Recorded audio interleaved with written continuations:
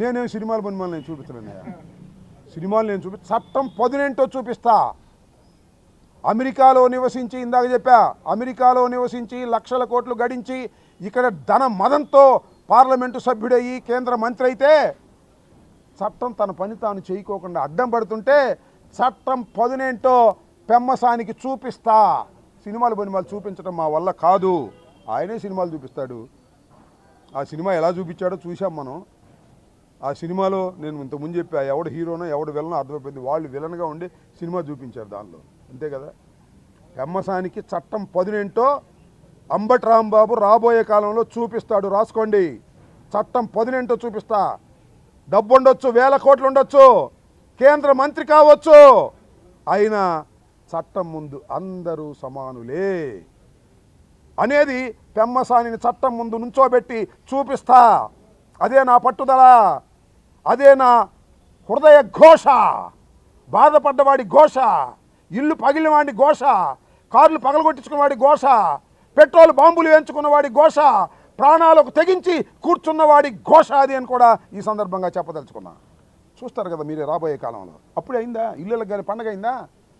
2 సంవత్సరాలు అయిపోగానే అయిపోలేదు కానీ ఇంకా 3 సంవత్సరాలుగా ఉంది. ఎంతసేపు గారు ఇది 3 సంవత్సరాలు. మళ్ళీ మీరు అధికారంలోకి రారు. మీరు చేస్తున్నటువంటి దౌర్జన్యాలు, అన్యాయాలు, అక్రమాలు, పోలీసులు కేసులు పెడతారా? మరి మీ దుంపదేగా. ఎంతమంది లోపల పెడతారయ్యా? మా స్పీకర్ని లోపల పెట్టాలని చూశారు, సిరిగి రప్పడాన్ని లోపల పెట్టారు, మళ్ళీ ముస్తఫాను లోపల పెట్టాలని చూశారు. మా ఇంటి మీద దాడి చేసిన వాడు మాత్రం లోపల పెట్టరు. అరే వరే వా, ఏం చట్టంరా బాబు ఈ రాష్ట్రంలో. వారే వా చంద్రబాబు, వారే వా లోకేష్, ఎంత గొప్ప చట్టం. ఈ చట్టాన్ని మీరు అమలు చేస్తున్నారా? లోకేష్ను చంద్రబాబు నాయుడు గారు. లోకేష్ కూడా చెప్తున్నా, లోకేష్ అంటున్నాడు ఈ మధ్యన చర్చకి సిద్ధం అంటే. ఎవడమ్మన్నాడు నేను చర్చకి నేను సిద్ధం అంటాడు. రాజీనామా చేసిరా చర్చకి.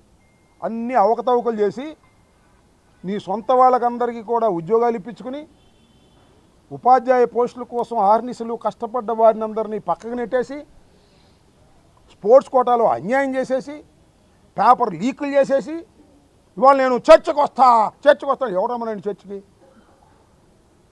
గవర్నర్ దగ్గరికి వెళ్ళి రాజీనామా ఇచ్చి అప్పుడు నేను చర్చకు వస్తానని చెప్పు. అప్పుడు ఏదైనా ఆలోచిస్తాం. నీతో చర్చ చేయడానికి నా 10 సార్లు అని ఒకసారి డిఎస్సి ఎగ్జామ్స్ అని 10 సార్లు వరుసనే అనమను. తడబడుకోకుండా చర్చకు వస్తాను నేను వరుసనే 10 సార్లు. డిఎస్సి ఎగ్జామ్స్ అని 10 సార్లు అనమనండి. తప్పు లేకోకుండా అంటే నేను చర్చకు వస్తా. తప్పు ఉంటే రాజీనామా చేసిరా. ఊరినే డైవర్షన్ పాలిటిక్స్. రాజీనామా చేయవయ్యా ఆ కేంద్ర మంత్రిలాగా అంటే నేను చర్చకు వస్తా అంటాడు. ఏంటి రాజీనామా చేయవా అంటే చర్చకు వస్తా అంట. ఎవడమ్మన్నాడు చర్చలకి? నీతో చర్చలు చేయడానికి ఎవడు ఖాళీగా ఉన్నాడు? అన్ని అవకతవకలు చేసి డైవర్స్ చేసేటటువంటి కార్యక్రమాలు పాపం లోకేష్ బాబు చేస్తాడు. ఇవన్నీ కొత్త బ్యాచ్లు కదా. లోకేష్ బాబు, పెమ్మసాని బాబు కొత్తగా వచ్చారు కదా, మొదటిసారి గెలిచారు కదా, డబ్బులు బాగా సంపాదించారు కదా, భూమి మీద ఆగటలా. వీళ్ళందరికీ గుణపాఠం రాబోయే కాలంలో తప్పనిసరిగా ప్రజలు నేర్పుతారు గుణపాఠాలు. కొత్త విషయం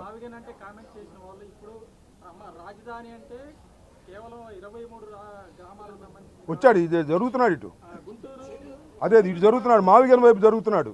ఎందుకంటే ముందు మావిగన్ అనగానే నేను ఇంకోటి చెప్తున్నా, ముందు మావిగన్ అనగానే చాలామందికి అర్థం కాలేదు నిజంగా. ఏంట్రా ఇది అని అనుకున్నారు. నిదానంగా మావిగన్ ఈజ్ బెస్ట్ అనుకుంటున్నారు.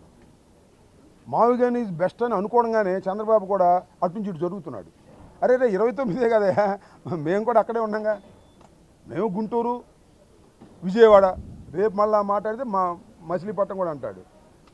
ఆయన చెప్పిందే మేము చెబుతున్నాం అనే పద్ధతి. మా బాటలో నడవలసిందే చంద్రబాబు. ఎంత కురువృద్ధుడైనా సంక్షేమ కార్యక్రమాలు మేము పెట్టినవే సంక్షేమ కార్యక్రమాలు పెట్టాడు. రాజశేఖర రెడ్డి గారు పెట్టిన ఉచిత విద్యుత్తే రాజశేఖర రెడ్డి గారి బాటలో నడిచాడు. ఫీజు రియంబర్స్మెంట్ కూడా రాజశేఖర రెడ్డి గారు పెడితే ఆ బాటలో నడిచాడు. మేము పెట్టిన అమ్మఒడి మేము పెట్టిందేగా, ఈయన తీసుకొచ్చాడా? అందువల్ల రాజశేఖర రెడ్డి గారు, జగన్మోహన్ రెడ్డి గారు పెట్టిన పథకాలనే కొద్ది పేర్లు మార్చి రాజీవ్ ఆరోగ్యశ్రీ అంటే ఎన్టీఆర్ ఆరోగ్యశ్రీ అని ఇట్లా పేర్లు మార్చడం తప్ప కొత్తగా పెట్టినది ఏదైనా ఒకటి ఉందా?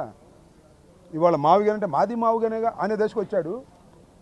అట్లా చంద్రబాబు నాయుడు గారు ఎంత అనుభవశాలని పేరు తెచ్చుకున్నా ఆయన యువకుడైనటువంటి జగన్మోహన్ రెడ్డి గారి విధానాన్నే ఫాలో అవ్వారు, భవిష్యత్తులో కూడా అవుతారు. చూడండి మీరే. ఓకే.